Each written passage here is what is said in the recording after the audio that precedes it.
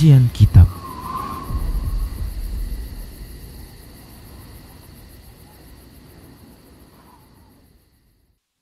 Bismillah, assalamualaikum warahmatullahi wabarakatuh.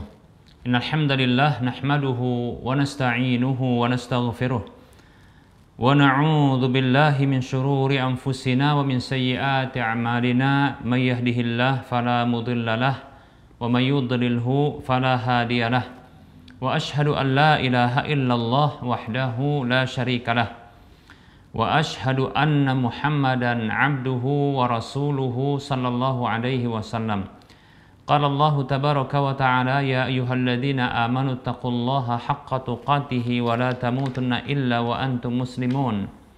Ya ayyuhan nasu taqu rabbakumul ladzi khalaqakum min nafsin wahidah wa khalaqa minha zawjaha wa bassa minhuma rijalan katsiran wa nisaa'a. Wattaqullaha alladzi tasaaluna bihi wal arham innallaha kana 'alaikum raqiba. Ya ayyuhalladzina amanu taqullaha wa qulu qawlan sadida yuslih lakum a'malakum wa yaghfir lakum dhunubakum wa may yuti'illaha wa rasulahu faqad faza fawzan 'azima. Amma ba'd.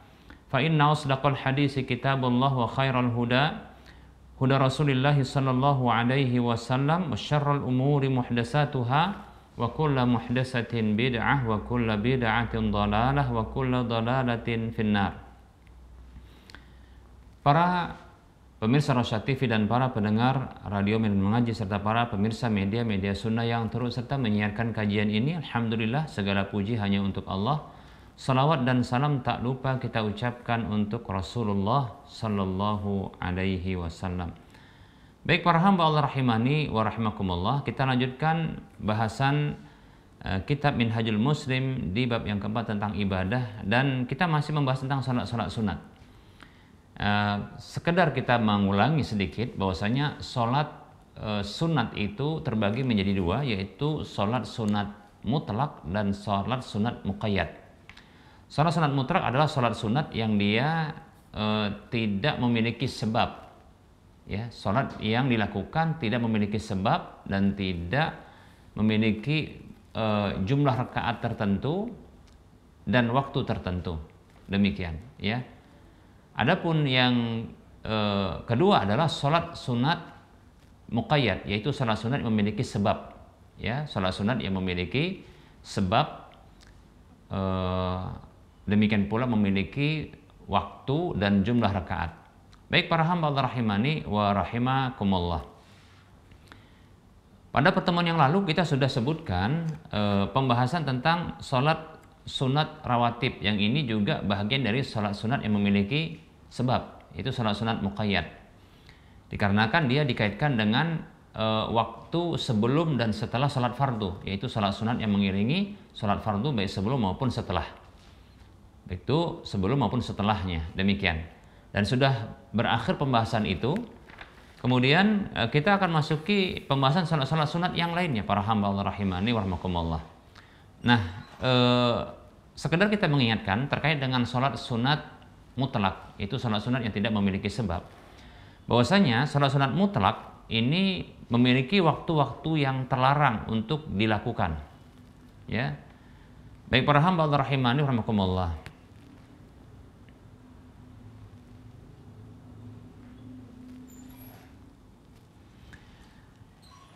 Barangkali kita akan sebutkan terkait dengan keutamaan melakukan salat sunat mutlak ini.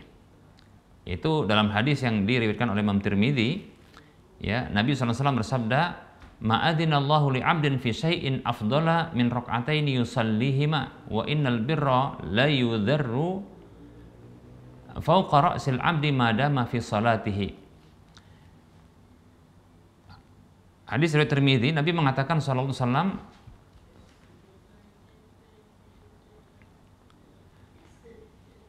tidaklah Allah memberikan izin bagi seorang hamba pada sesuatu yang lebih utama daripada salat 2 rakaat yang dia lakukan. Nggak disebutkan di sini salatnya apa, menunjukkan ini mutlak, ya. Dan sesungguhnya kebajikan itu benar-benar akan tercurahkan dari atas kepala seorang hamba selama dia dalam salatnya. Nah, ini menunjukkan motivasi untuk melakukan salat. memang ini secara mutlak, ya artinya secara umum termasuk sholat-sholat yang ada sebabnya, tapi tidak dikaitkan dengan sholat tertentu, ya. Nah, lebih tertuju kepada sholat sunat mutlak, demikian. Baik para hamba Allah rahimani wa rahimakumullah. Nah, ini anjuran untuk melakukan sholat sunat mutlak yang tidak memiliki sebab. Baik para hamba Allah rahimani wa rahimakumullah. Hanya saja perlu diketahui bahwasanya sholat sunat mutlak ini memiliki waktu-waktu yang terlarang. Waktu-waktu yang terlarang yang tidak boleh dilakukan, ya, sholat sunat mutlak itu di waktu-waktu ini, ya. Dan itu disepakati oleh para ulama. Baik para hamba Allah rahimani wa rahimakumullah. Yang pertama, ada 5 waktu yang terlarang untuk melakukan. Yang pertama adalah waktu setelah sholat subuh. Setelah sholat subuh, ya, sampai terbitnya matahari. Kemudian yang kedua adalah setelah sholat asar sampai tenggelam matahari. Dan ini adalah berdasarkan hadis yang dikeluarkan oleh Imam Muslim kalau tidak salah, ya, Nabi mengatakan sallallahu alaihi wasallam, la salata ba'da as-subhi hatta tatlu'a asy-syamsu wala salata ba'da al-'asri hatta taghruba asy-syamsu. Tidak ada salat setelah salat subuh sampai terbitnya matahari, dan tidak ada salat setelah salat asar sampai tenggelam matahari, demikian. Nah, para hamba Allah rahimani rahimakumullah, ini terkait dengan salat sunat mutlak, tidak ada salat, demikian. Adapun salat-salat yang memiliki sebab, maka seperti yang sudah kita bahas, Nabi SAW itu pernah melakukan salat setelah asar karena melakukan qadha, yaitu mengganti salat ba'da zuhur yang tidak bisa dilakukan karena sedang menerima tamu dari kabilah Bani Abdul Qais, demikian. Begitu juga Nabi SAW pernah memberikan persetujuan bagi salah seorang sahabat yang melakukan sholat setelah subuh ketika dia tidak punya kesempatan untuk melakukan sholat, ya, sebelum subuh, yaitu rakaat al-fajri, demikian. Kalau punya sebab tidak masalah. Yang terlarang adalah sholat yang tidak punya sebab, yaitu sholat sunat mutlak. Kemudian waktu yang ketiga, keempat, dan kelima adalah yaitu waktu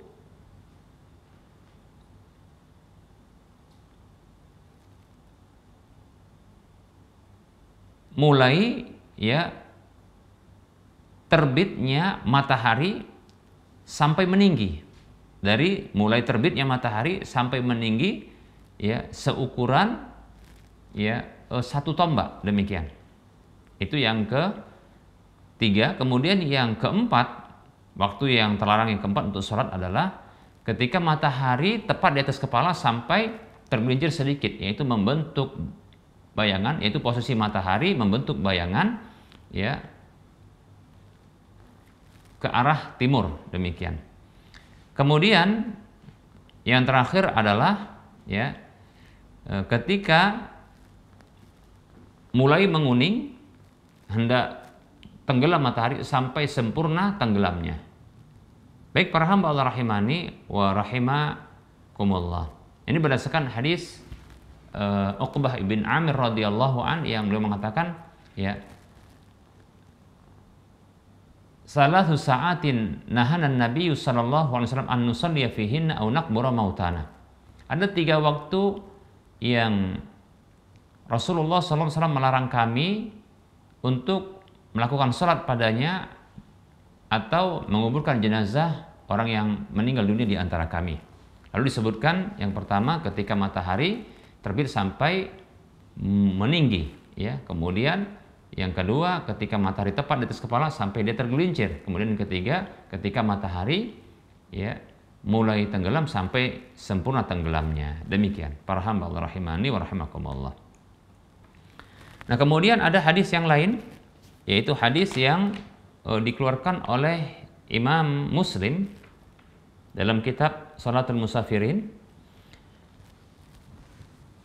Yang Nabi SAW pernah bersabda kepada Amr ibnu Abbasah radhiyallahu anhu tatkala dia bertanya kepada Nabi SAW tentang salat, maka Nabi mengatakan sholli salatas subhi summa aksir anis salati hatta tatlu'a syamsu wa tartafi'ah. Salatlah salat subuh, kemudian tahanlah dari salat sampai terbitnya matahari dan meninggi matahari. Fa innaha tatlu'u baina qarnai syaitanin, karena sesungguhnya matahari itu terbit ya di antara dua tanduk setan. Maksudnya adalah setan memancangkan diri atau memposisikan diri ya di arah timur supaya nanti orang-orang akan melihat yang di arah depan atau di arah baratnya atau ke arah depannya ya, itu seolah-olah nanti matahari ya terbitnya ya itu di antara dua tanduknya. Nah, seperti itu. Wa hina idzin yasjudu lahal kufar, ketika itu orang-orang kafir sujud kepadanya. Sujud kepada matahari. Dengan begitu dia menyembah setan. Summa sholli fa inna salata masyhudatun mahduratun.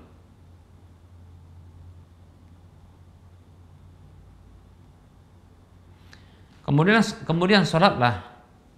Kalau tidak salah ini salatnya maksudnya salat duha ya. Karena sesungguhnya salat tersebut disaksikan dan dihadiri. Ya, dihadiri oleh para malaikat dan disaksikan oleh para malaikat ya. Hatta yastaqilla dhillu birrumhi.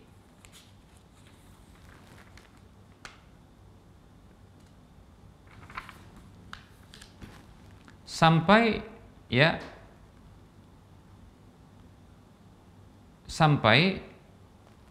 bayangan itu seukuran ya satu tombak, demikian. Yaitu maksudnya matahari sudah mendekati ya posisi tengah ya, posisi di atas dan posisi tengah ya, di atas kepala, mendekati itu. Nah, ketika itu posisi matahari ini membentuk bayangan yang tersisa dari bendanya itu seukuran satu tombak ya, demikian ya, karena matahari sudah mau dekat ke arah tengah ya, seperti itu. Summa aksir ya anis sholati, kemudian tahanlah salat ya ketika itu ya. Fa innahu hina idzin tusjaru jahannam ayyuqadu 'alaiha, karena sesungguhnya ketika itu neraka jahanam sedang dipanaskan, dinyalakan. Fa idza aqbala al-fai'u fasalli, maka apabila telah ya ada bayangan yang menjorok ke arah timur, kalau tadi bayangan ya tersisa satu tombak ke arah barat ya, ke arah barat, demikian. Nah, itu dilarang untuk ya sholat atau ditahan sholat. Nah, seperti itu. Nah, karena itu posisi matahari mau ke tengah, nah itu neraka jahanam sedang dipanaskan. Nah, seperti itu. Fa idza aqbala al-fai'u fasalli, maka apabila sudah ada muncul cahaya, bayangan yang menjorok atau mengarah ke arah timur, maka salatlah. Ini menunjukkan sudah masuk waktu salat zuhur, demikian. Fa inna salata masyhudatun mahduratun hatta tusalli al-asra. Karena sesungguhnya salat itu dihadiri dan disaksikan dan dihadiri ya sampai ya tusalli al-asra, sampai engkau melakukan salat asar, yaitu ketika sampai asar ya. Summa aksir anis salati hatta taghruba syamsu, sampai engkau salat asar, berarti zuhur kemudian lanjut asar. Ya, itu di waktu asar tentunya. Kemudian tahan dari salat hatta taghruba syamsu, sampai tenggelam matahari. Fa innaha taghrubu baina qarnai syaitanin. Karena sesungguhnya ya matahari ketika itu tenggelam di antara dua tanduk setan. Ya, maksudnya adalah setan itu ya dia mendekatkan dan memposisikan ya dia memposisikan dirinya itu dengan kepalanya agar nanti ya dari arah timur ya terlihat matahari itu tenggelam ya di antara dua tanduknya. Demikian. Jadi kalau terbit dan tenggelam, nah itu setan gila hormat, gila sembah, ya. Dia gila disembah dan gila dihormati, ya. Matahari itu sengaja, ya, dia posisikan dirinya agar matahari nanti tenggelam dan terbit itu tepat di atas tanduknya, dua tanduknya. Nah begitu. Supaya apa yang seperti itu? Ya karena ada para penyembah matahari. Ketika terbit ada nyembah, ketika tenggelam disembah. Nah seperti itu. Ya. Wa hina idzin yasjudu lahal kuffar, ketika itu orang-orang kafir sujud kepada matahari itu. Nah, ini menunjukkan setan itu, ya, iblis itu gila disembah memang. Kenapa? Karena dulu dia diperintah untuk, ya, sujud kepada Adam untuk menghormati, ya, penghormatan. Namun dia tidak mau, lalu divonis dengan itu jadi kafir, demikian, ya. Nah, dia balas dendam dengan cara anak-anak Adam ini biar sujud sama dia. Ya. Ketika manusia itu ada yang menyembah sujud kepada matahari, maka dia memposisikan, ya, matahari itu tenggelam dan terbit di antara dua tanduknya. Nah, seperti itu. Nah, ini disebut dengan gila sujud, gila sembah, ya, gila hormat kalau bahasa kita begitu. Ya, sebenarnya sebagai bentuk balas dendamnya. Baik para hamba Allah rahimani wa rahimakumullah, ya. Baik, sedikit kita ingatkan bahwasanya, ya, orang yang sholat sunat itu boleh, ya, baginya untuk dia sholat dalam keadaan duduk, walaupun dia mampu untuk berdiri. Mampu, sholat sunat, ya, demikian. Sholat sunat demikian, ya. Tapi tentunya yang afdol adalah berdiri ketika mampu berdiri. Jadi kewajiban, ya, atau rukun berdiri itu hanya dalam sholat fardu, bukan sholat sunat. Dalam sholat sunat itu boleh duduk walaupun dia mampu untuk berdiri. Demikian. Ya, ini berdasarkan hadis yang dikeluarkan oleh Imam Muslim, ya, dan Abu Daud. Nabi mengatakan sallallahu alaihi wasallam, salatul rajuli qa'idan nisfus salati. Salatnya seseorang dalam kondisi duduk itu setengah salatnya orang berdiri, ya, nisfus salati qa'iman, ya. Baik para hamba Allah rahimani wa rahimakumullah. Baik, barangkali ini materi yang bisa kita sampaikan, ya, untuk menegaskan kembali pembahasan terkait dengan salat sunat mutlak. Nah, insyaallah taala kita pada pertemuan akan datang akan membahas, ya, beberapa macam-macam atau bentuk-bentuk salat sunat yang muqayyad. Salat sunat yang muqayyad, yang punya sebab, ya, berupa contohnya nanti akan kita bahas salat sunat tahiyatul masjid, kemudian salat duha, salat tarawih, ya, salat sunat wudu, demikian dan seterusnya insyaallah taala. Baik, kita buka sesi soal jawab. Nah, sudah ada pertanyaan yang masuk. Assalamualaikum Ustaz, saya mau bertanya bagaimana hukum menjual pakaian monza, yaitu pakaian bekas impor. Terus terang, ya, saya dilema dan bertanya-tanya dalam hati bagaimana pandangan syariat, karena banyak teman-teman muslim yang usaha ini, yang udah berpuluh-puluh tahun mencari rezeki dengan usaha ini. Afwan Ustaz, tolong dibahas.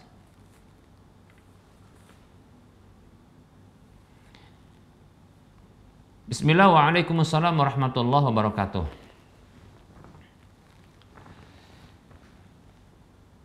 Ada regulasi peraturan dari pemerintah, ya, larangan menjual pakaian-pakaian bekas ini. Setahu saya ada, ya, setahu saya ada larangan tersebut. Dan menyebutkan alasannya, alasan larangan tersebut dikarenakan, ya, ini bisa mematikan usaha-usaha kecil, ya, dari konveksi atau produksi pakaian yang dalam negeri. Demikian, ya.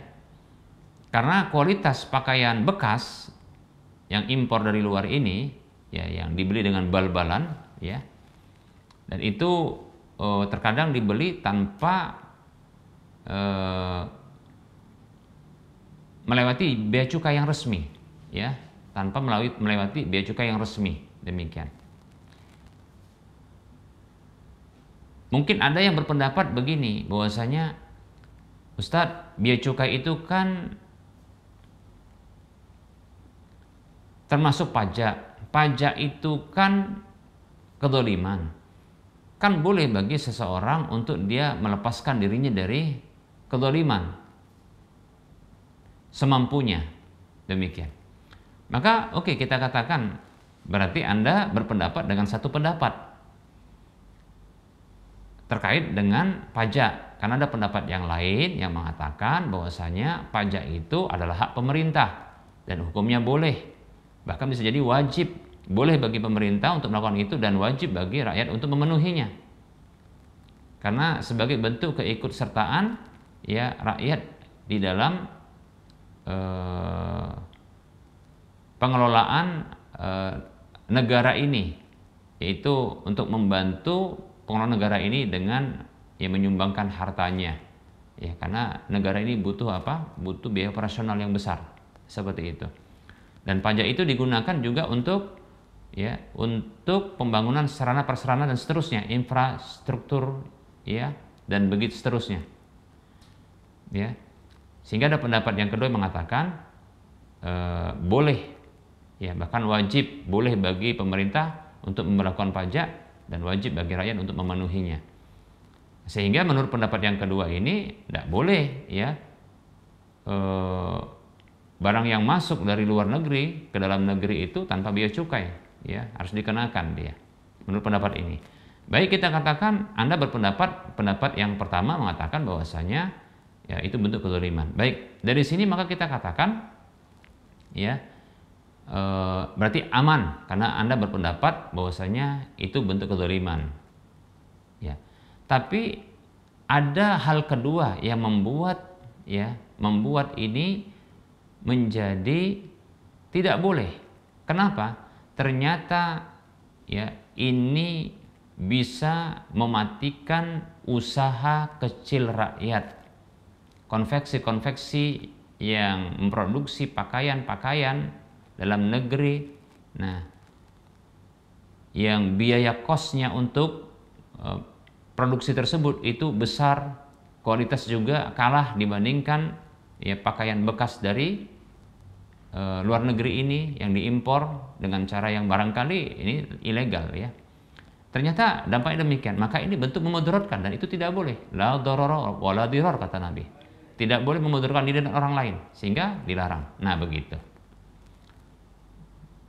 Jadi ya, alasan ini jadi keharaman atau tidak bolehnya ya, menjual pakaian bekas impor itu dengan alasan dua. Ya. Sebenarnya ada regulasinya, yaitu peraturan pemerintah untuk melarang itu. Tapi setidaknya kita ambil ada dua sebabnya. Pertama adalah ya karena tidak melalui biaya cukai ya, sehingga ini ilegal. Kemudian yang kedua adalah dikarenakan ini memudaratkan para pengusaha-pengusaha pakaian kecil, pengusaha-pengusaha kecil untuk menghasilkan konveksi pakaian. Nah, seperti itu. Jadi mudarat dia. Baik ya, wallahu taala alam. Jadi saya condong tetap saja dilarang. Kalaulah bagi orang yang mengatakan itu bea cukai itu ya haram, kedzaliman karena dia pajak, maka kita katakan ya tidak boleh bagi Anda untuk memudaratkan ya saudara-saudara orang lain yang ini bisa mematikan usaha konveksi mereka. Wallahu ta'ala alam.